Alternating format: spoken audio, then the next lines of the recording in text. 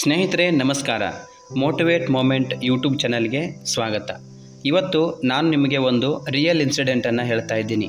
ಅದಕ್ಕಿಂತ ಮೊದಲು ನೀವು ಇನ್ನೂ ನಮ್ಮ ಚಾನಲ್ಗೆ ಹೊಸಬರಾಗಿದ್ದರೆ ಸಬ್ಸ್ಕ್ರೈಬ್ ಮಾಡಿಕೊಂಡಿಲ್ಲ ಅಂದರೆ ಮೊದಲು ಸಬ್ಸ್ಕ್ರೈಬ್ ಮಾಡ್ಕೊಳ್ಳಿ, ನೋಟಿಫಿಕೇಷನ್ ಬೆಲ್ಲನ್ನು ಆನ್ ಮಾಡಿಕೊಳ್ಳಿ. ಒಂದು ಮನೆಯ ಯಜಮಾನಿಯೊಬ್ಬಳು ಮನೆಯ ಮುಂದಿರುವ ಗಾರ್ಡನ್ನಲ್ಲಿ ಕೆಲಸ ಮಾಡ್ತಾಯಿದ್ರು. ಅಲ್ಲಿಗೆ ಒಬ್ಬ ಹುಡುಗ ಬಂದು, ಆಂಟಿ ನಾನು ನಿಮ್ಮ ಗಾರ್ಡನ್ನಲ್ಲಿ ಕೆಲಸ ಮಾಡಿಕೊಡ್ಬೋದಾ ಅಂತ ಕೇಳಿದ.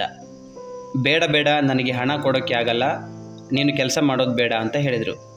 ಕೈ ಮುಗಿದು ಆ ಹುಡುಗ ಹೇಳಿದ, ದಯವಿಟ್ಟು ಬೇಡ ಅಂತ ಹೇಳಬೇಡಿ, ನನಗೇನಾದರೂ ಕೆಲಸ ಕೊಡಿ, ನಾನು ನಿಮ್ಮ ಗಾರ್ಡನ್ ಕ್ಲೀನ್ ಮಾಡ್ತೀನಿ, ಈ ಫಾಟ್ ಎಲ್ಲ ಕ್ಲೀನ್ ಮಾಡ್ತೀನಿ ಅಂತ ಹೇಳಿದ.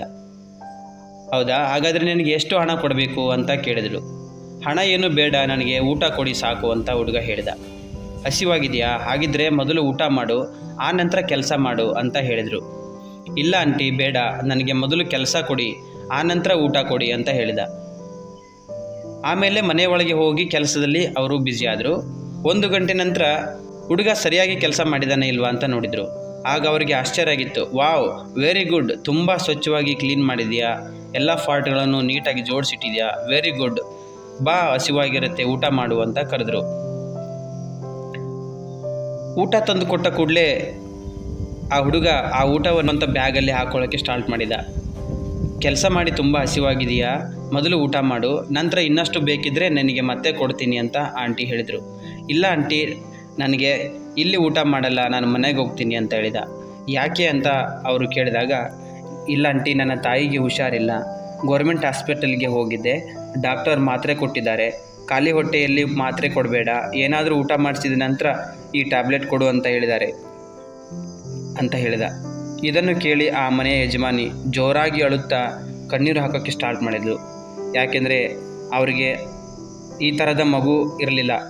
ಆ ಮಗುವನ್ನು ಅಪ್ಪಿಕೊಂಡಳು. ಆನಂತರ ತಾಯಿ ಥರ ಟ್ರೀಟ್ ಮಾಡಿದಳು. ನಂತರ ಮತ್ತೆ ಬಿಸಿ ರೊಟ್ಟಿ, ಅನ್ನ, ಹಾಲು ಎಲ್ಲ ತಯಾರಿಸಿಕೊಂಡು ಅವನ ಜೊತೆಗೆ ಅವರ ತಾಯಿಯನ್ನು ನೋಡಲು ಹೊರಟಳು. ಮಲಗಿದ್ದ ತಾಯಿ ಹೇಳಿದಳು, ಅಕ್ಕ, ನೀವು ತುಂಬ ಶ್ರೀಮಂತರು, ನಿಮ್ಮ ಈ ಉಪಕಾರವನ್ನು ತೀರಿಸುವಷ್ಟು ಶ್ರೀಮಂತಿಕೆ ನಮಗಿಲ್ಲ ಅಂತ ಹೇಳಿದಳು.